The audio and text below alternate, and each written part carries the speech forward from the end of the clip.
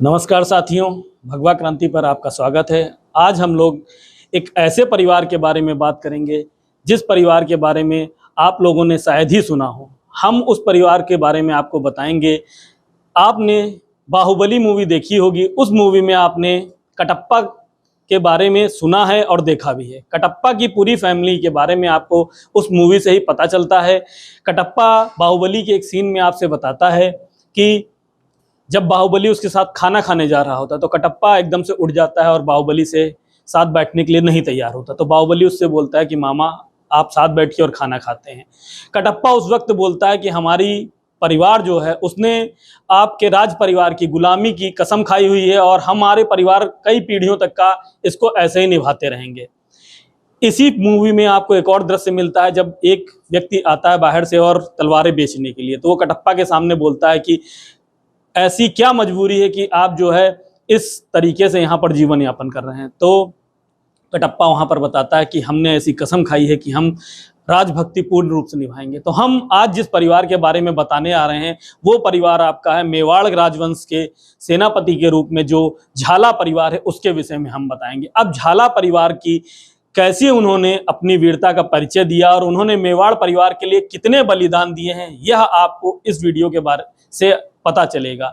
झाला परिवार का जब जिक्र होता है तो आपके सामने हम लेके आते हैं। वैसे तो झाला परिवार कई शताब्दियों तक का राणा प्रताप के परिवार के साथ रहा, पर हम यहाँ पर जिक्र करेंगे उनकी जो बाद की 7 पीढ़ियां उनके बारे में जिक्र करेंगे, जिसमें से सबसे पहला नाम आपका आएगा जो राणा सांगा ने जब बाबर के साथ युद्ध किया था तो उस समय उनके जो साथ में लड़े झाला परिवार के सदस्य, हम उनके बारे में आपको बताएंगे। अब यहाँ पर हम आपको बताते हैं उस युद्ध में क्या हुआ, कैसे हुआ और वहां पर झाला परिवार ने अपना क्या योगदान दिया। इस विषय में आप सभी लोग इस वीडियो में पूर्ण रूप से जान पाएंगे। राणा सांगा जिस समय बाबर से युद्ध करने के लिए अपनी सेना लेकर के जाते हैं तो राणा सांगा अपनी पूरी सेना लेकर के बाबर से युद्ध करने के लिए चलते हैं। तो इस समय आपको पता होना चाहिए कि बाबर और राणा सांगा के मध्य जो युद्ध हुआ था वह खानवा का युद्ध हुआ था और वह युद्ध हुआ था 1527 में। जी हाँ, 1527 में जो युद्ध होता है वह खानवा का युद्ध होता है। अब इस युद्ध पे भी हम जो है थोड़ा प्रकाश डालेंगे कि इस युद्ध में राजपूतों ने किस वीरता का परिचय दिया था। असल में जब राणा सांगा की फौज राणा सांगा के साथ जाती तो राणा सांगा एकमात्र ऐसे योद्धा होते हैं जिनके छत्र के नीचे पूरा राजपूताना एकत्र होता है। पूरे राजपूताना के जितने भी उस समय के राजा होते हैं वह राणा सांगा को अपना नेता मान करके अपनी अपनी टुकड़ियां 1-1, 2-2 हजार की टुकड़ियां उनके साथ लड़ने के लिए भेजते हैं। बाबर की सेना सबसे पहले युद्ध में राणा सांगा की सेना की शक्ति का परिचय जानने के लिए अपनी एक छोटी सी टुकड़ी जिसमें 4 से 5 हजार सैनिक होते हैं उन्हें भेजती है।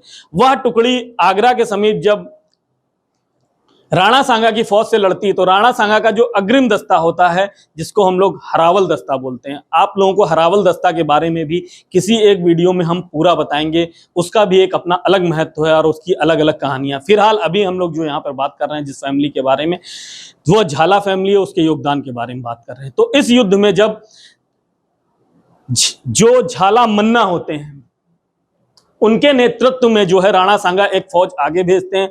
वह फौज मुश्किल से 6 से 7 हजार की फौज होती है और वह फौज बाबर की 4 से 5 हजार भेजी गई फौज को इतनी बुरी तरीके से मार काट करके भगाती है वहां से कि उसके सैनिक जो है लौट करके बाबर के खेमे में पहुंचते हैं और वहां पर ऐसा दृश्य बताते हैं कि इस बुरी तरीके से राजपूत वहां पर हम लोगों को मार काट रहे हैं कि भाग चलो यहाँ से, और सब डर के भागने लगते हैं। उस समय बाबर क्या करता है, बाबर कहता है कि नहीं, हमें युद्ध यहाँ पर लड़ना ही लड़ना है। वह अपनी सेना में युद्ध लड़ने के लिए दोबारा से एक जोशीला भाषण देता है और युद्ध की तैयारी दोबारा से करवाता है। और वह जो सैनिक वहां पर आए होते हैं बताने के लिए कि राजपूताना में इस तरीके से मारकाट मचाते हैं, उन सैनिकों को वो लोग क्या करते हैं, उनका वहीं पर वो लोग सर कलम कर देते हैं। अब इसके आगे जब हम लोग देखेंगे बाबर इस युद्ध को किस प्रकार से निर्णायक मोड़ पर लेके आता है। बाबर क्या करता है, बाबर जो इब्राहिम गर्दी से युद्ध लड़ता है और आधे घंटे में युद्ध जीत जाता है इब्राहिम लोधी से।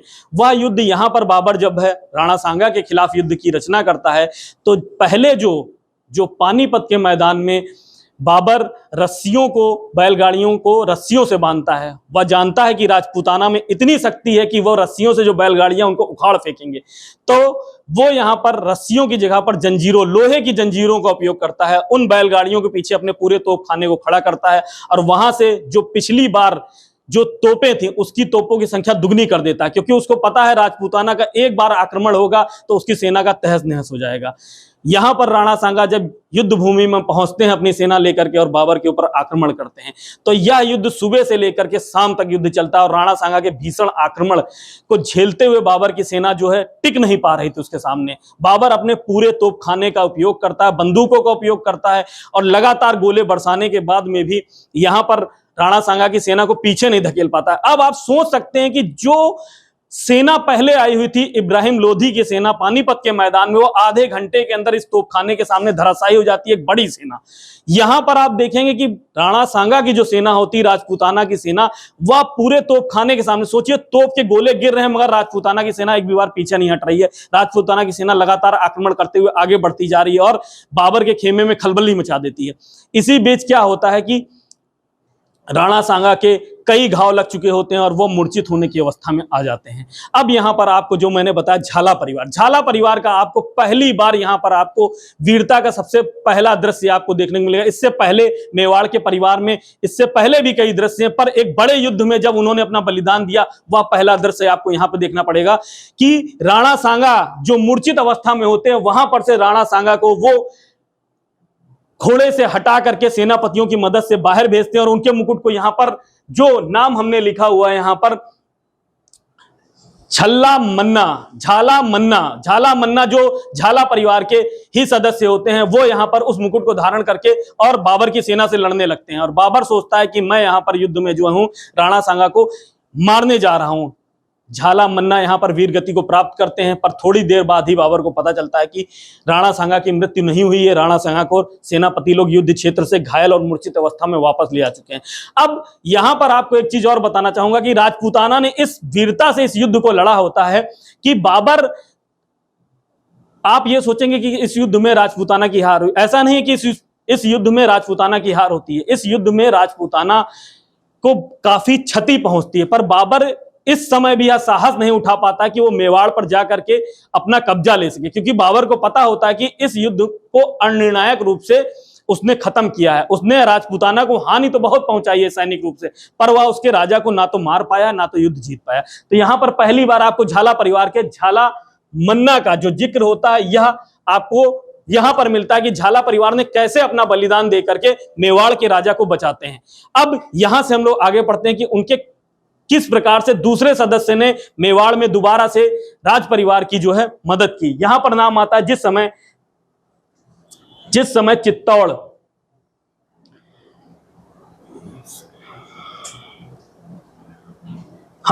जिस समय चित्तौड़ पर दोबारा से आक्रमण होता है। आपने एक कहानी सुन रखी होगी जिसमें आप लोगों को पता चलता है कि मेवाड़ की तरफ से राखी भेजी जाती हुमायूं को। इस कहानी का भी हम लोग एक वीडियो में पूरा डिस्क्रिप्शन देंगे आपको डिटेल में कि वो क्या राखी भेजी गई और उसमें क्या हुआ था क्या नहीं हुआ था।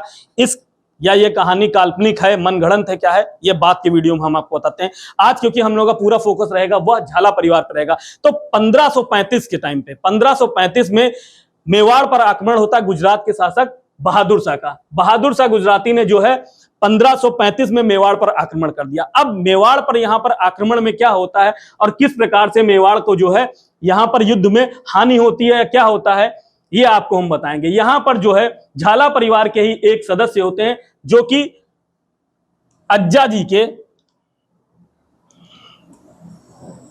बेटे हैं। अज्जा जी के बेटे सिंघा जी, अज्जा जी के बेटे जो हैं सिंघा जी, उन्होंने 1535 में अपने प्राणों का न्यौछावर करते हैं और यहां पर जो है मेवाड़ के फिर से राज परिवार के सदस्य की जान बचाते हैं।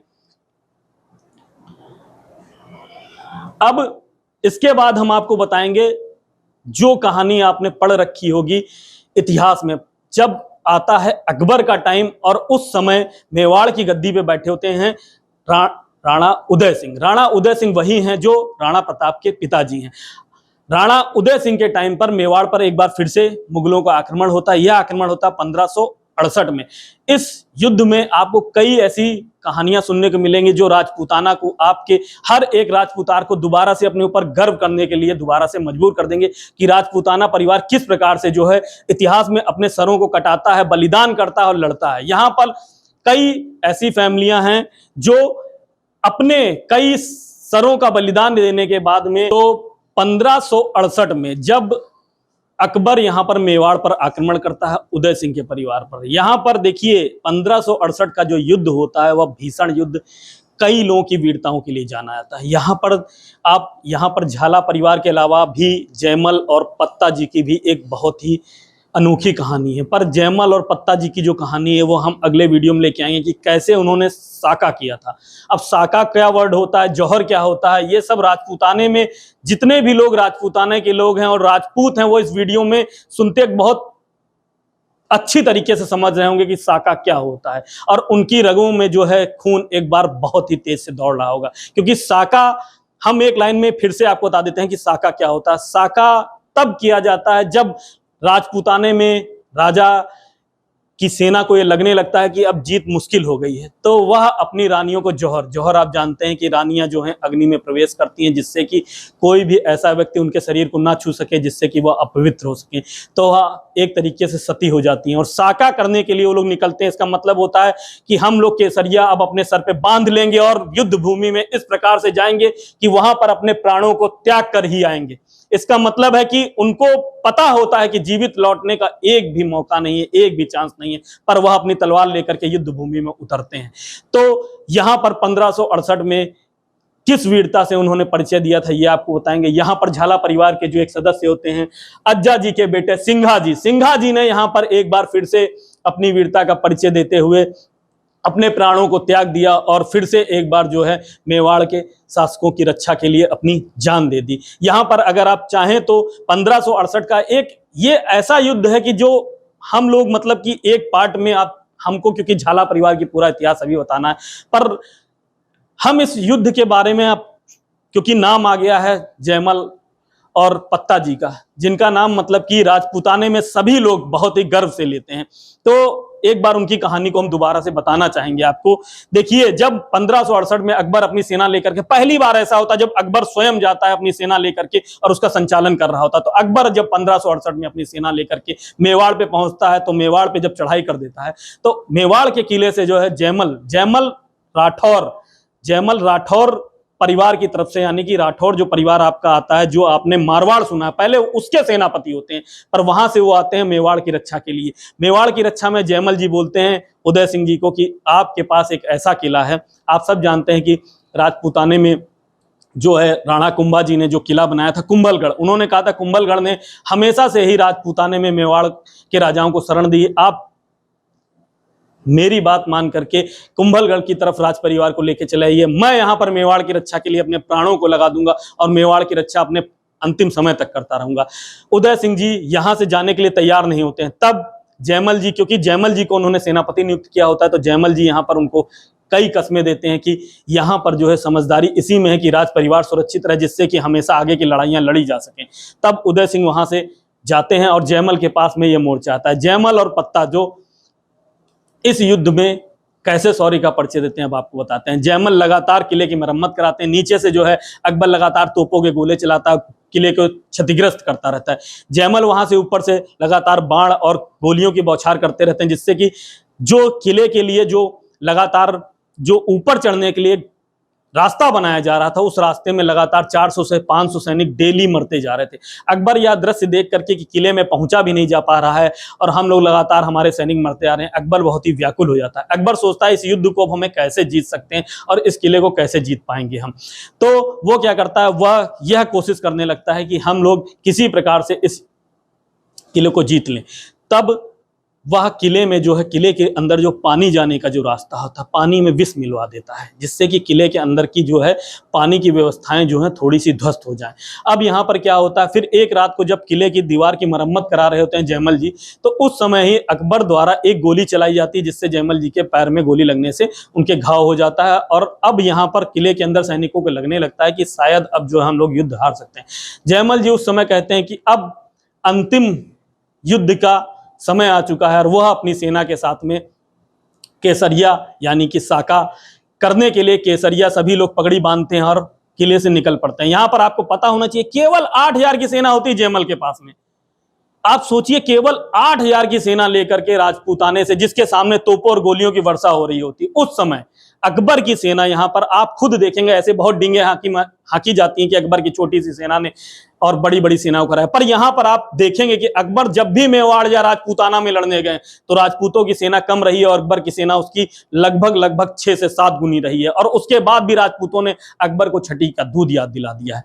यहां पर केवल 8,000 की जो सेना होती है और अकबर की 60 से लेकर के 80,000 की सेना के ऊपर टूट पड़ती है। यहां पर आप देखेंगे कि जयमल जी के पैर में क्योंकि गोली लगी होती है तो जयमल जी सही से युद्ध भूमि में चल नहीं सकते, तो युद्ध भूमि के अंदर जयमल जी अपने जो है भतीजे पत्ता जी के कंधे पर बैठ करके ये युद्ध लड़ते हैं। अब आप देखेंगे कि जब भतीजे पत्ता जी के कंधे पर बैठ कर रखते हैं तो अकबर की सेना एक बार खुद कहती है लगता है युद्ध भूमि में कोई दैत्य या देव आ गया है जो इस प्रकार युद्ध कर रहा है जैसे मुगलों की सेनाओं को गाजर मूली के तरीके से काट रहा है। जयमल जी इस समय युद्ध भूमि में जयमल जी और पत्ता जी इस वीरता से लड़ते हैं कि मुगलों के लगभग 300-400 सैनिक तो उन दोनों ने अकेले ही मार दिए होते हैं। यहां पर अब आप सोचेंगे कि 8,000 की सेना ने जब मुगलों की लगभग 60 से 80,000 की सेना में से लगभग 25,000 की सेना को मारते हुए सभी लोग यहां पर शहीद हो जाते हैं, साका हो जाता है, सभी लोग साका करते हैं और वीर गति को प्राप्त करते हैं। अब अकबर क्योंकि इतनी भारी क्षति उठाने के बाद जब किले के अंदर घुसता है तो वह वहां पर निर्दोष 40,000, अब अकबर को जो इतिहास में बहुत महानता से लोग प्रस्तुत करते हैं तो आपको पता होना चाहिए पहली बार अकबर जो है निर्दोष किसानों 40,000 किसान परिवारों को वहां पर मेवाड़ के अंदर मृत्यु दंड देता है और सबकी गर्दनें कटवा देता है। यहां पर अकबर पहली बार जो है मंदिरों को भी ध्वस्त करवाते हैं। तो इसलिए अकबर को सहिष्णु राजा जितने लोग भी बोलते हैं वह सोच सकते हैं कि यहां पर उन्होंने क्या किया। इस आपने युद्ध लड़ा, युद्ध भूमि में आप जो है विजय भी हो गए, आपको 40,000 जो है किसानों को मरवाने, किसान परिवारों को मरवाने की कोई आवश्यकता नहीं थी, पर आप क्योंकि इस युद्ध भूमि में आपको इतनी क्षति उठानी पड़ी इसलिए केवल आपने अपने क्रोध के कारण जो है 40,000 किसान परिवारों को मरवा दिया जो निर्दोष थे। अब आपको क्योंकि हम लोग फिर वापस आते हैं झाला परिवार पे, अब आपको झाला परिवार का जो सबसे बड़ा बलिदान है और जिसका नाम इतिहास में हमेशा के लिए अमर हो गया उसकी तरफ हम लोग लेके चलते हैं, जिसपे कई कविताएं भी लिखी गई हैं। वह नाम है झाला मान सिंह का नाम है। झाला मान सिंह के नाम के यहां पर आपको हम बताते हैं 1576, जी मुझको अभी पूरी तरीके से याद है, 1576 में जो हल्दी घाटी का युद्ध हुआ था, शायद हम लोगों ने यहाँ पर नहीं लिख रखा है पर हम आपको, मुझे क्योंकि डेट अच्छे से याद है मैं खुद ही बता देता हूँ। 1576 में जो हल्दी घाटी का युद्ध हुआ था उस युद्ध में झाला परिवार के सदस्य ने किस तरीके से अपनी वीरता का परिचय देते हुए एक बार बिल्कुल भी अपने प्राणों की फिक्र नहीं की और किस तरीके से उन्होंने अपने प्राणों को राणा प्रताप पर निछावर कर दिया। इस युद्ध में आपको अगर हल्दी घाटी का मेरा एक वीडियो पहले पड़ा हुआ कि किस प्रकार से वीरता का परिचय राणा प्रताप जी ने दिया था, तो आप अगर उस वीडियो को देखेंगे तो आपको खुद समझ में आ जाएगा। देखिए एकदम अगर इतिहास में आप जानना चाहते हैं, योद्धा तो बहुत हुए हैं पर केवल इतिहास में अगर आप पाएंगे तो 2 ही योद्धा ऐसे हुए हैं। एक तो राणा प्रताप का नाम आपको हमेशा से, इसीलिए उनको हमेशा से पूरे जो भी आज भी जितने भी आप केवल अगर आप राजपूताना कहेंगे तो राजपूताने में तो उनके नाम को एकदम भगवान के तरीके से सभी क्षत्रिय लोग उनको पूजते हैं, पर अगर पूरे भारतवर्ष में ऐसी कोई भी जाति नहीं है जो राणा प्रताप जी को, उनका जब भी नाम आता है तो उनके नाम के सामने उनका सर जो है झुकता नहीं है। तो राणा प्रताप जी का जो जिक्र होता है इसमें, इसके पुराने वीडियो में मैंने जो राणा प्रताप जी का पूरा वीडियो बनाया है उसके बारे में मैं आपको बताऊंगा।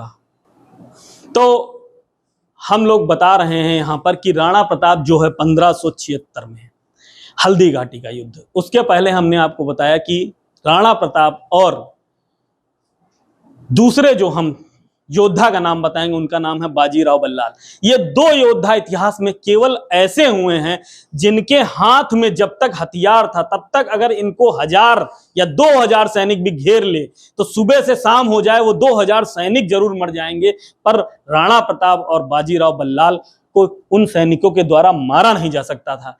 राणा प्रताप का जो कद था, देखिए उनके, ये एक सबसे बड़ी बात है कि देखिए इतिहास में, देखिए मैं थोड़ा सा अगर कहूंगा तो राणा प्रताप जी के जब भी, देखिए ये बहुत ही गलत चीज है, राणा प्रताप जी के लिए जब भी बात होती है तो लोग क्या कहते हैं, मैं भी अभी वही बोलने आ रहा था कि उनके कद, उनके भाले का वजन, उनके छत्र का वजन, उनकी तलवार का वजन, लोग इन्हीं चीजों पे बात करते हैं।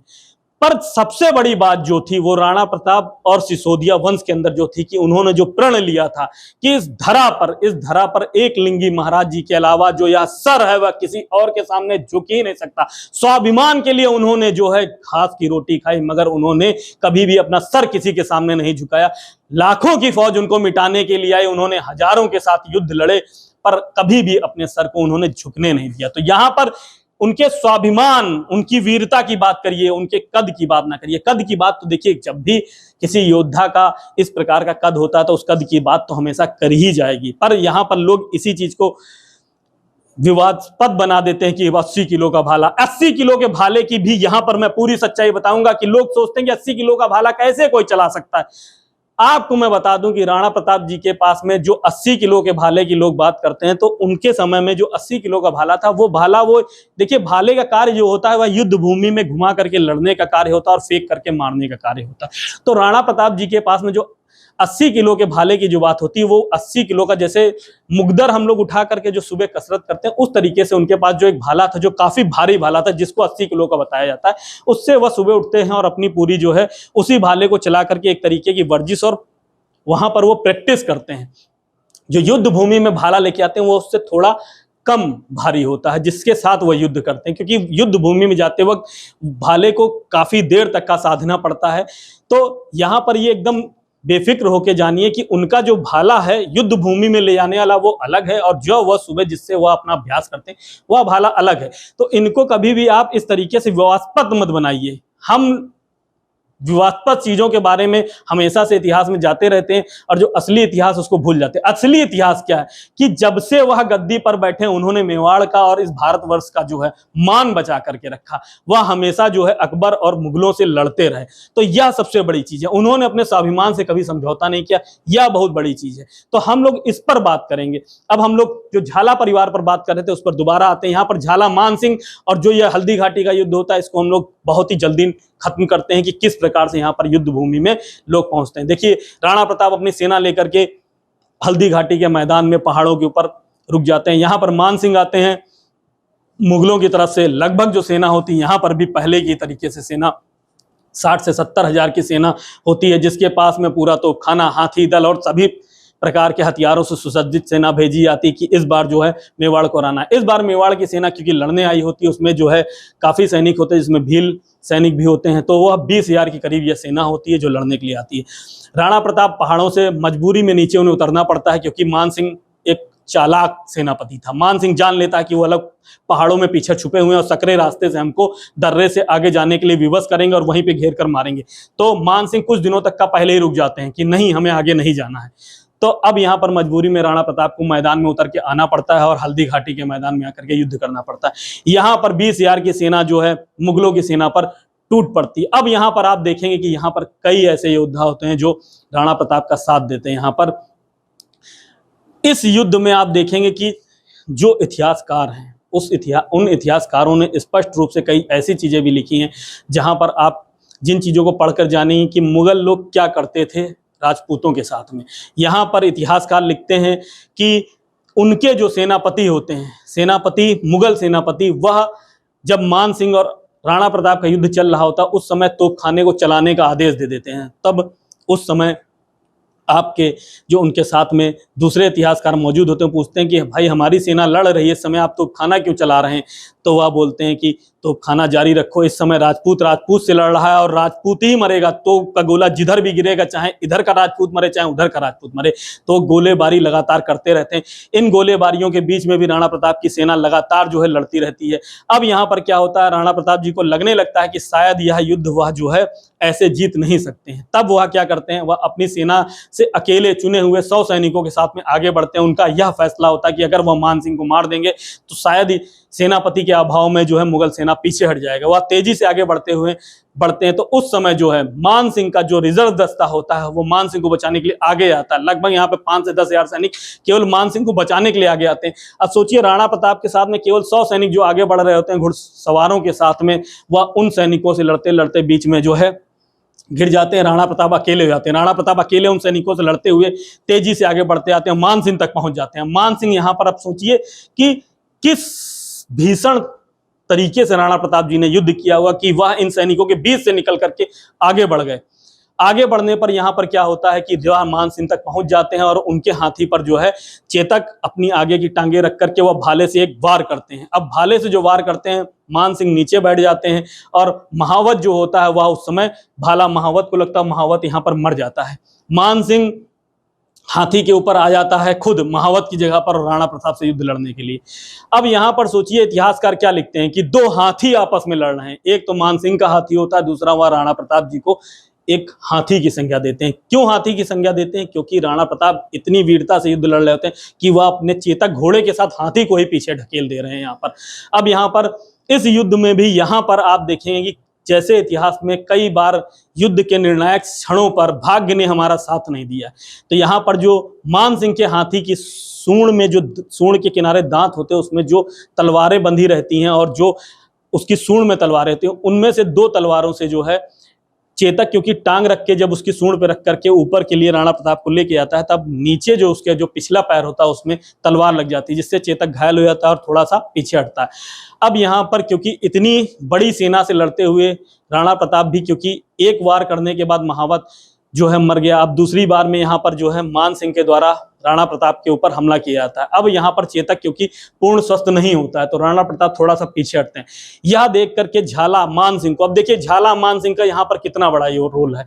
झाला मान सिंह देख लेते हैं कि अब शायद महाराणा प्रताप घिर चुके हैं, तब वह तेजी से फिर अपने कुछ सैनिकों के साथ बीच में पहुंचते हैं राणा प्रताप के, और वहां से राणा प्रताप को उन सैनिकों के बीच में लेकर के हल्का सा पीछे हटते हैं। राणा प्रताप का छत्र वह ले लेते हैं और स्वयं धारण करते हैं, क्योंकि झाला मान सिंह का भी कद उतना ही होता है जितना कि राणा प्रताप का कद होता है, और झाला मान सिंह के भी घोड़े का रंग एकदम चेतक की तरीके का ही होता है।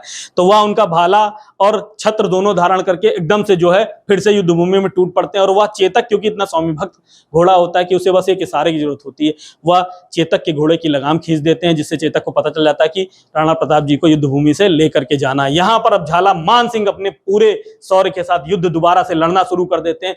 काफी देर युद्ध करने के बाद वह यहाँ पर वीर गति को प्राप्त करते हैं। अब यहाँ पर आप देखते हैं कि फिर से जो है झाला परिवार के एक सदस्य ने अपना जो है बलिदान दिया। इसके बाद जब महाराणा, देखिए युद्ध आगे भी हम बता सकते हैं कि कैसे शक्ति सिंह ने अपने घोड़ा दे करके जो है महाराणा, मगर यहाँ पर अभी क्योंकि वीडियो बहुत बड़ा हो जाएगा, हम अभी यहाँ पर बात कर रहे हैं झाला परिवार की। इसके बाद जो है राणा प्रताप के बेटे जो होते हैं अमर सिंह, और उसके बाद तीन पीढ़ियां और झाला मान सिंह का जो परिवार होता है वह हमेशा से जो है राणा प्रताप जी के परिवार की, जैसा हमने आपको बताया बाहुबली के कटप्पा में जैसा कि कटप्पा को दिखाया गया, उसी प्रकार से हमेशा राज परिवार की रक्षा के लिए अपने प्राणों को निछावर करता रहता है। यहाँ पर सबसे बड़ी चीज जो है वह हम आपको बताएंगे। अब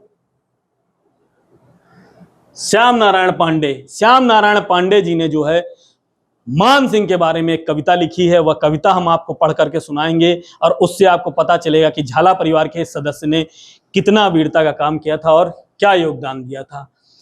तब तक झाला ने देख लिया राणा प्रताप है संकट में, बोला ना बाल बाका होगा जब तक है प्राण बचे घट में, अपनी तलवार दुधारी ले भूखे ना हर्षा टूट पड़ा, कलकल मचा अचानक दल अश्विन घनसा फूट पड़ा, रख लिया छत्र अपने सर पर राणा प्रताप मस्तक से ले स्वर्ण पताका जूझ पड़ा, रण भीम कला आतंक से ले झाला को राणा जान मुगल फिर टूट पड़े थे झाला पर, मिट गया वीर जैसे मिटता परवाना दीपक ज्वाला पर, स्वर्ण पताका जूझ पड़ा, रण भीम कला आतंक से ले झाला को राणा जान मुगल फिर टूट पड़े झाला पर।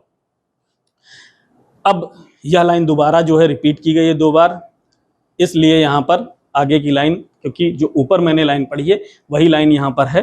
तो पूरा जो वीडियो हम लोग यहीं पर अब ख़त्म करते हैं। इसके बाद जो हम आगे का वीडियो लेकर के आएंगे वह हम बताएंगे कि हल्दी घाटी के मैदान में मुगलों की जीत हुई थी या हार हुई थी, और हल्दी घाटी के बाद जो अगले के 20 वर्ष बीते हैं उसमें राणा प्रताप ने कैसे वीरता दिखाते हुए मुगलों से लगभग किले अपने वापस ले लिए और लगातार मुगलों को हराते हुए राजपूताना में एक बार फिर से जो है स्वर्ण इतिहास रच दिया। क्योंकि राजपूताना में अब कुछ ही ऐसे परिवार बचे थे जिन्होंने मुगलों की अधीनता नहीं स्वीकार की थी, पर उनमें से कोई भी ऐसा परिवार नहीं था जो मुगलों से लगातार युद्ध करता था। केवल मेवाड़ ही ऐसा परिवार था जो मुगलों से लगातार युद्ध करके अपनी वीरता का परिचय देता था। ठीक।